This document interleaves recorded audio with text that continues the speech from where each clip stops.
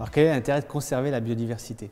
Alors, tout le monde actuellement a tendance à dire il y a un intérêt déjà de la conserver, et ce n'est pas en fait évident à la base.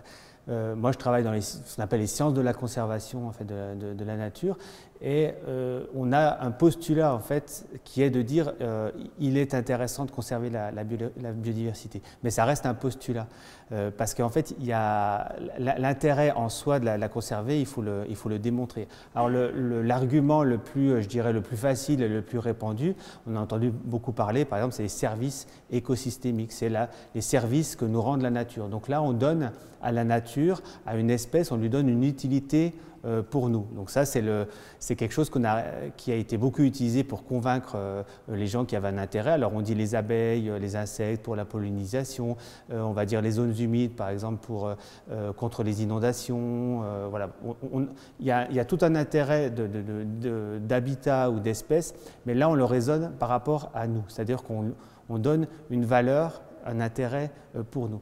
Mais maintenant, qu'est-ce qu'on fait quand on a, je ne sais pas moi, voyez, un petit gastéropode que même vous n'avez jamais vu, il existe, dans 10 ans il a disparu, vous ne saviez même pas qu'il existait, on ne lui a trouvé aucune utilité. Voilà.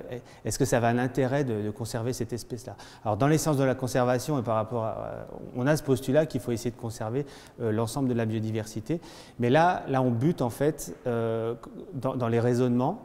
On ne peut pas avoir un raisonnement, on n'a pas un raisonnement scientifique par rapport à l'utilité, parce que vous avez plein d'espèces dont on ne trouve pas d'utilité. Alors il y a des raisonnements sur les valeurs en fait de ces espèces. Alors là il y a tout un panel.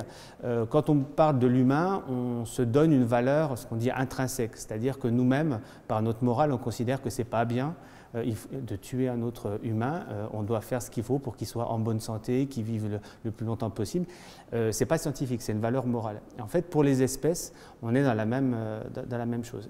Et où est-ce qu'on met le curseur? Alors, on a été sur les primates, alors est-ce que c'est la conscience? Est-ce qu'un animal qui est conscient, c'est lui à qui on doit donner une valeur intrinsèque, on doit le conserver? Est-ce que c'est un animal qui a une certaine intelligence? Ou est-ce que c'est, et là je parle d'animal encore, qui ressent une douleur? Est-ce que là c'est eux qu'on doit conserver? Mais par exemple dans le cas de votre salade par exemple, est-ce qu'elle a une douleur? Est-ce qu'elle a une conscience? Est-ce qu'on doit la conserver en termes de, voilà. Donc en fait on bute sur ces concepts-là.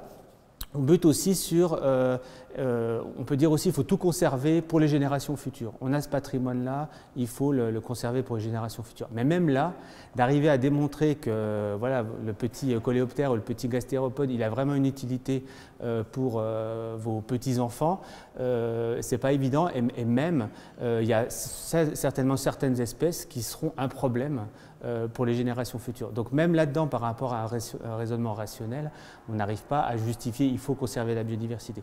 Et c'est là en fait où il faut définir un cadre moral, de la même façon qu'on dit pour les humains, voilà, nous moralement on sait que l'humain a une valeur intrinsèque. Il y a un débat à avoir, ça c'est au niveau sociétal, c'est pourquoi effectivement on considère qu'il est bien de conserver la biodiversité, quelle valeur on donne à quelles espèces, à toutes, et pourquoi.